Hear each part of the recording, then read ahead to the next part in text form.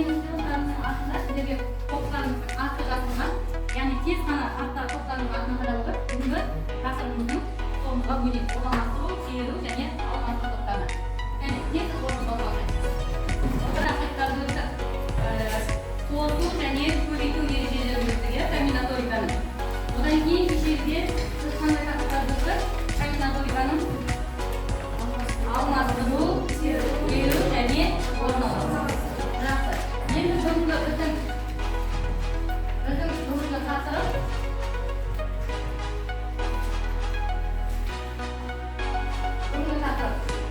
қайталанбайтын және орналастыру мен алмастырудың қайталанбайтын алмастыруларға есептер шығару. Комбинаториканың ішінде қайталанбайтын орналастыру мен алмастыруға есептер шығару. Енді бүгінгі сабағымыздың оқу мақсаты орналастыруға байланысты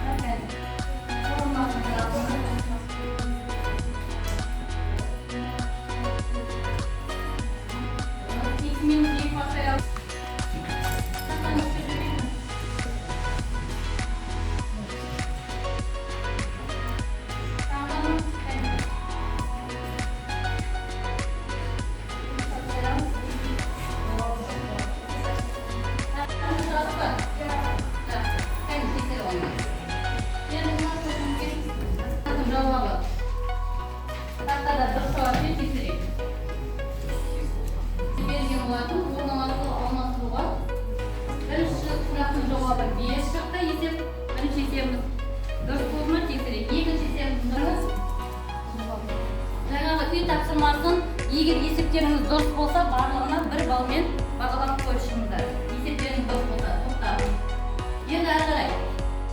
Келесі, миға шабуыл айтсақ, екі сұрақтарға жауап берейік балдар. Алмастыру формуласы. Комбинаториканың алмастыру